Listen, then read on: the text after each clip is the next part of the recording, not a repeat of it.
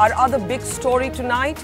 A missionary school in Jalpaiguri in West Bengal has now been at the receiving end of 4 threatening letters. These letters that the police say are still being investigated and have been written in Hindi have threatened to burn down not just the school but also a nearby church if the nuns who are running the school do not leave. The police say they are trying to ascertain if the threat is real or whether this is some kind of hoax, but it is of course only underlined the recent spate of attacks on Christian institutions, including churches, and of course the gang rape of a 71-year-old nun recently in West Bengal. A number of prominent Christians have now begun to express their anger, their apprehension and their sense of fear. Key among them this past week has been one of the best known educationists of this country, the principal of Mumbai's Sophia College, Dr. Ananda Amritmahal, who, writing in an article, spoke of how she is now shaken in her belief that this is fundamentally a law-abiding country. Are things really that bad? How do we see the recent spate of attacks and the controversies that engulf them? Are these law and order incidents, or are these illustrative of an increase in communal violence? Let's introduce our panel tonight. We are joined by the principal of Sophia College, who wrote a searing piece on the anger and the apprehension she feels today as a Christian. She's joining us from Mumbai, and we're also joined from Bangalore tonight by Mohandas Pai, the chairman of the Manipal Global Education Services. Dr. Ananda Amritmahal, I'll start with you. We've all read your article. It is extremely disturbing, and allow me to just read out a bit of it. You say that the gang rape of the nun jolted us into a searing awareness of the intersecting levels of rampant communalism, political maneuvering and economic imperatives. You go on to say, I struggle to remain calm and rational while discussing these issues with students. Today we have a missionary school coming under receiving end of threatening letters. Ma'am, is this the first time you have felt this sense of fear and apprehension? When I talk about fear and apprehension, it's a sense of helplessness when I think about what's going on in our country. Is this who we are? I don't think so. I think we have a centuries-old acceptance of each other, a sense of, being able to live with each other as human beings with a certain amount of tolerance and respect for each other, and suddenly this seems to be under threat. So yes, it is the first time that I'm feeling this sense. But at the same time, the Bombay riots of 92-93 raised similar feelings, I think, for all of us. But ma'am, if I may ask you, you're the principal of a college, and there are students who will have questions about the recent violence. Your teachers and yourself will have to put it in a certain context. Do you explain these recent incidents as issues of law and order, or do you see the secular fabric of India under threat? And I ask you this because I have Mohandas Pai here and several others who believe that people like yourselves and Julio Ribeiro are being alarmist, or that you're exaggerating incidents that fall within the ambit of law and order and not communalism. I think there is an element of both. It is definitely a law and order situation. Yeah. I think when we talk about rape, for the last couple of years since the incident of the Delhi rape case that we talk about, it's been as though there's been a backlash at women across the country, yeah. And there's a question mark there whether it is it that more people are talking about it because they no longer see it as a fate worse than death. But at the same time it could also be a kind of a backlash, because it's like when women are claiming a space for themselves, then initially at least there will be a backlash from patriarchal forces because they feel threatened. But Dr. Amritmahal, you do locate the recent violence firmly within the larger context of communalism. In fact, you go on to say there is a terrible fear of what is going to happen to this country What do these attacks say about the way we are viewed? And you say there is no room for neutrality. Our silence can only indicate acquiescence. Now, what I'm hearing you write and hearing you say today is that as a Christian, as a woman, you no longer feel a sense of security in India today. Would that be a fair conclusion? Yes and no, in the sense that, well, when I think about how we see ourselves as women and as Christians, I don't think that it's going to make us in any way say that we are going to be less articulate or wanting to claim our space or voice or whatever. But at the same time, I think you cannot just ignore the fact that there are certain trends and movements in the country that hit us in the face. Let me take this to Mohandas Pai. Mohandas Pai, isn't it a matter of shame? And today we are saying that it's actually our cross to bear. And when I say our cross, I mean India's claim to being a multicultural, multi-religious, secular country. That you have actually Christians as prominent as Dr. Amritmahal, the principal of a major college in Mumbai, Julio Ribeiro, a top cop, today coming out and saying Christians are not safe. There is an increase in communal violence. Now, how can we hide from the fact that this is happening? Look at these threatening letters to a missionary school in Jalpaiguri just today. Barka, we have to clearly distinguish between law and order and concerted communal action. I don't think there's communal action. If you look at the data from Delhi, there's been an increase in vandalism of religious institutions. 267 Hindu temples have been vandalized. And what happened among the 5 churches, one was a electrical conduit mistake with a fire, and one was sheer vandalism, somebody threw stones. So this cannot be communal incidents. And if people all get together, point to communal incidents, I think they're defaming this country. And we need to remember very carefully, we have 250 million minorities in India. The largest in the world, more than population of most countries. But Mohandas Pai, you say they are defaming. So we have to be very careful. You are saying they are defaming the country. Isn't the attacks on churches, isn't the threatening letters to missionaries, isn't the gang rape of a nun what is defaming the country? And not Christians speaking out.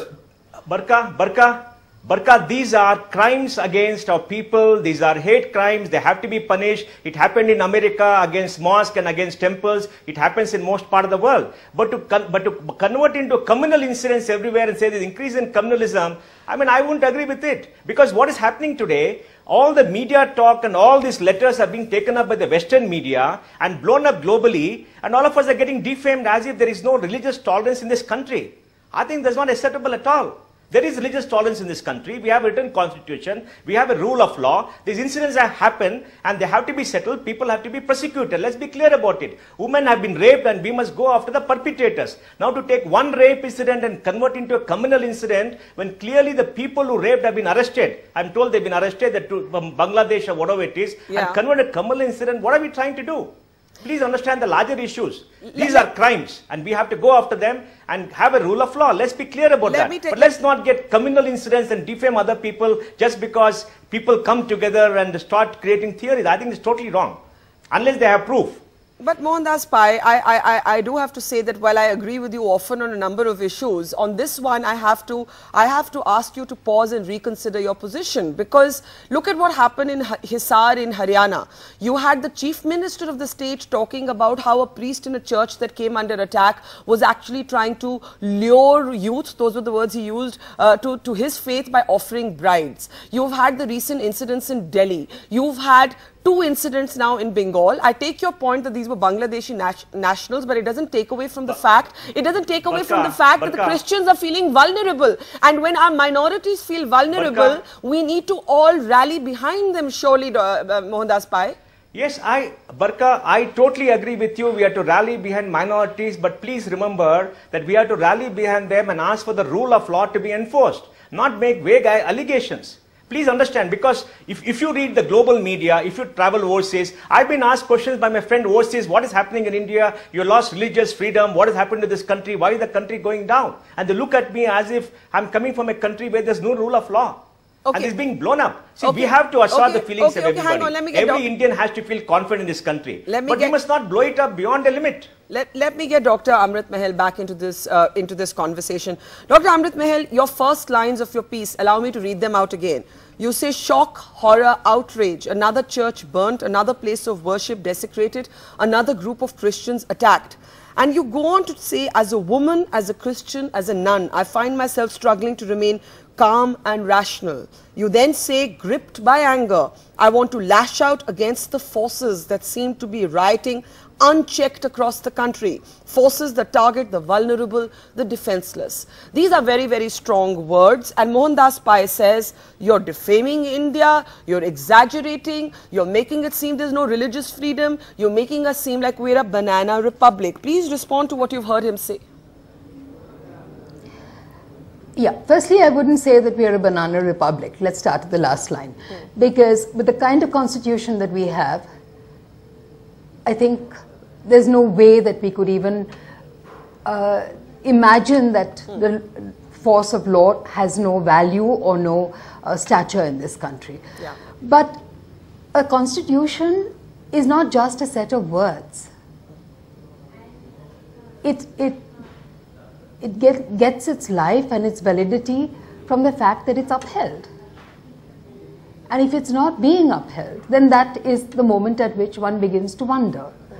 I don't think that in any way I would yield to Mr. Pai in saying that, okay, I'm just sort of flinging allegations at our country in terms of its, law-abiding nature, etc. But look at the newspapers.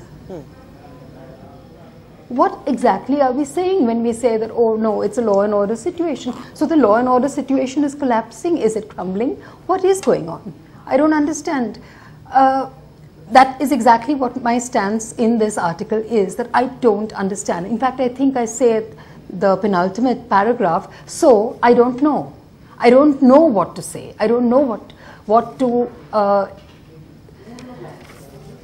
explain to students. I don't know how to defend my country, which I love very much, against allegations of not being law-abiding, of not being sensitive to the law, the demands of, or the needs of, or the security of minorities. But ma'am, you end actually by speaking of the, the famous trial in Nazi Germany. First they came for the communists. I did not speak because I was not a communist. What is this, Yeah. One minute, Mohandas Pai. Then they came for the socialists.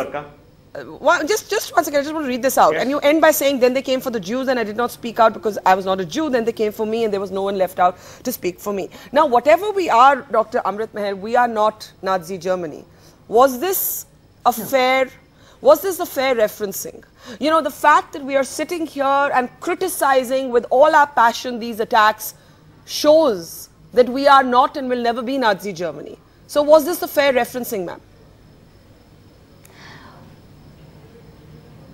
I want to just cite an example that went back a few years ago when the many years ago actually, yes, when the Jogeshwari nuns case happened. Yes. A lot of Christians came out on the streets, okay? And a lot of women's organizations also came out on the streets. And yes, at that point, the women's organizations turned to the Christians and said, yes, we're all out here to support the cause because women have been injured, etc. But where were you when we were being damaged, when we were being raped? And it was a very valid challenge, I think. This was back in the 80s, early 90s. Yeah, yeah. I don't want that challenge ever to be raised against us again because we're just sitting back and keeping quiet. I don't mean us as Christians, I mean us as Indians. That if we see a situation of injustice happening, we don't have to wait to become Nazi Germany, surely. Let me get in Mohandas Pai. The point is that Pastor Naimola's speech, in fact, calls us to an alertness and a sensitivity that demands action before we reach there. Otherwise, where's the sense? Mohandas Pai, go ahead. Barka. Yes. Barka, isn't it ridiculous the sister is comparing us to Nazi Germany, putting that famous quote? Nazi Germany was concerted ideology and state action where there was no democracy, there were no courts, there was violence. And it was very, very clear. It's a one-party state. Are we a one-party state?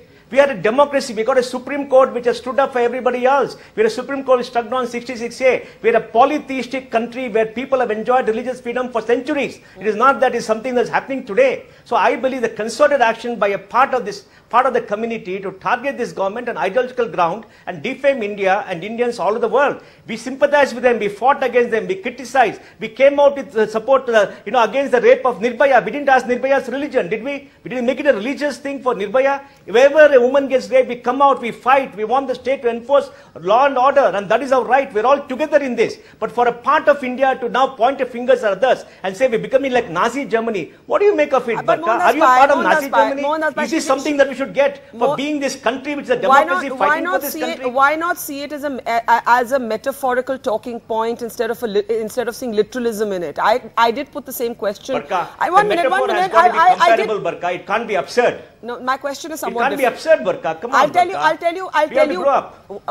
One minute. I'll tell you why religion is coming into it, Mohandas Pai. Religion is coming into it because suddenly you have things like conversions at the center stage of political debate. You have no less than Rajnath Singh saying, why should social service be linked to conversions? However, I may remind you that it is the Prime Minister who at a Christian function in Delhi said very clearly that in India, the constitution gives everybody the right not just to practice the religion they want to, but to adopt the religion they want to. If the Prime Minister is reiterating that, and there are many supporters of the Prime Minister, why are they not backing him on this? Why do we need these Ghar Wapsi controversies? Why do we need to reopen a debate on conversions when there is a constitutional right to adopt and propagate any religion?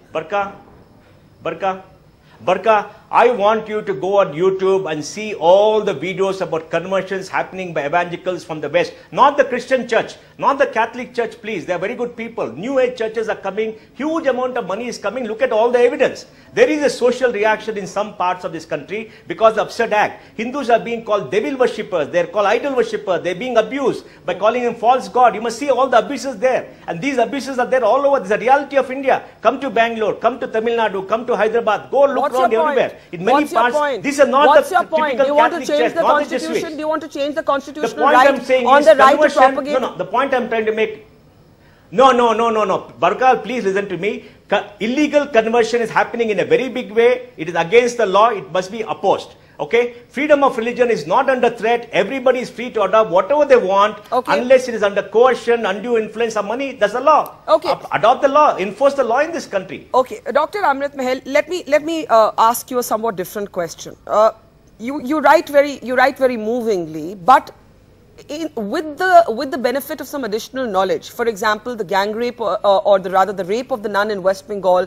Now 2 Bangladeshi nationals have actually been detained for it.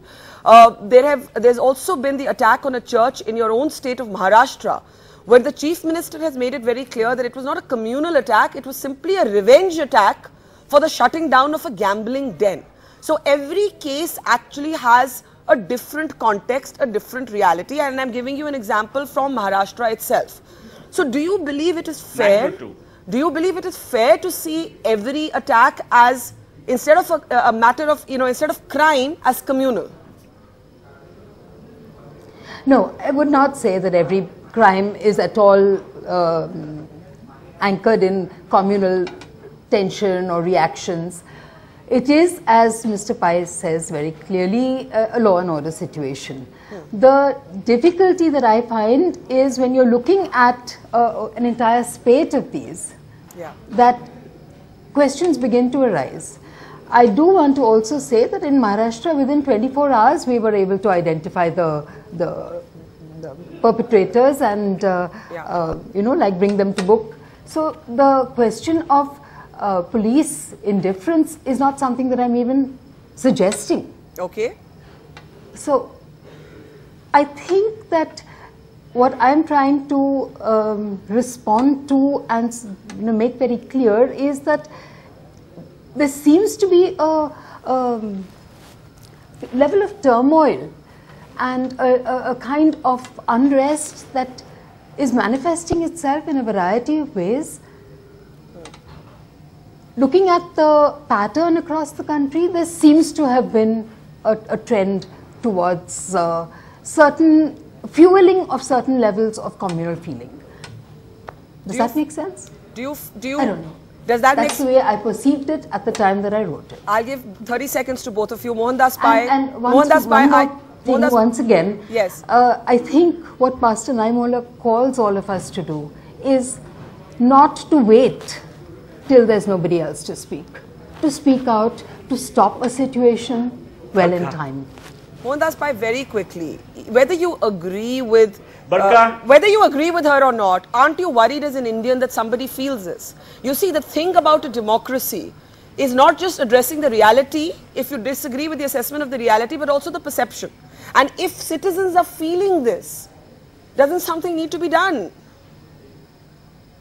Barka, I totally sympathize with anybody who is feeling upset or feeling threatened, because I also feel threatened. Let me tell you, I'm a linguistic minority in my state. I also feel threatened sometimes. But I will not stand up and make it a very large communal issue or make it a national issue and make it so much that the Western media picks up and defends my country. I will not do that. I will fight for my rights. I'll join everybody. I condemn violence. I want the rule of law, and nobody should be hurt in this country. And I will tell my Christian friends to be circumspect and come together to make sure there's rule of law in this country. Everybody is together. And to compare with Nazi Germany, that's totally unacceptable. I think and to say nobody, we should be the last person talking, no, Barka, no. I think she's explained that reference now several times. Last word to you, Dr. Amritmahal.